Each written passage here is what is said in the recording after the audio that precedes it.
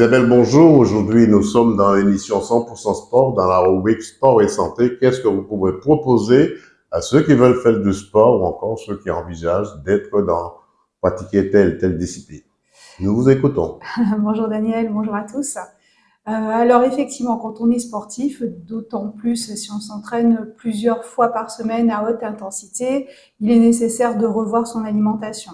Enfin, de revoir, déjà d'avoir une alimentation équilibrée et ensuite de prendre des dispositions particulières en termes de nutriments et aussi de micronutriments parce qu'en fait, un sportif de haut niveau ou avec des entraînements intenses peut être susceptible d'avoir certaines carences en fait et on va dire certains impacts en fait dus à l'entraînement sur l'organisme.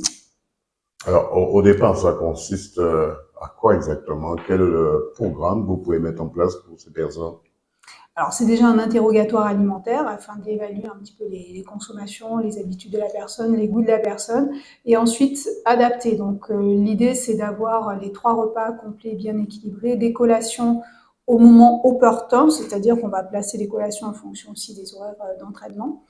Euh, et ensuite, on regarde la qualité nutritionnelle. Est-ce qu'il y a suffisamment de vitamines, de sels minéraux, d'antioxydants? C'est des choses, des petites molécules qui sont particulièrement importantes chez le sportif pour favoriser justement une meilleure récupération, éviter les blessures et assurer également de meilleures performances.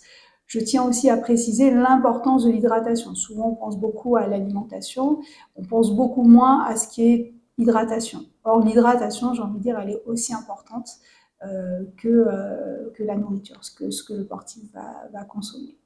Ceux qui n'ont pas le temps je sais pas, de se rapprocher de ces 3 repas, comment ils font? Comme moi, par hasard.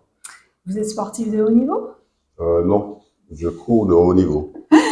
D'accord. En fait, il faut trouver des solutions d'organisation, peut-être pour vous emmener des collations, à ce moment-là, des collations adaptées avec des glucides. Donc, ça peut être du pain. Alors, évitez le pain complet avant les entraînements, bien évidemment. Des fruits à la fois frais ou séchés. Des choses voilà, qui vont se digérer quand même assez facilement, mais qui pourront permettre un minimum d'énergie. Alors après, si les repas sautés se font de façon régulière, là, ça peut aboutir quand même sur le long terme à des carences plus marquées. Alors, quels sont les conseils que vous pourriez donner? Déjà, perte de poids, encore. Alors oui, après, je m'occupe aussi de tout ce qui est gestion du poids, perte ou prise de poids d'ailleurs. Tout ce qui est relatif à des pathologies comme le diabète, l'hypertension artérielle, l'hypercholestérolémie également. Ça peut être des allergies alimentaires, des intolérances aussi alimentaires. Après, je conseille aussi les femmes enceintes, par exemple.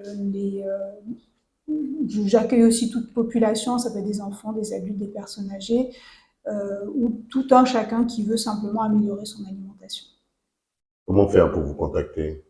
Alors, je suis joignable au 06 96 97 34 74 Est-ce qu'on peut rappeler ce téléphone? 97 34 74. Et c'est un portable.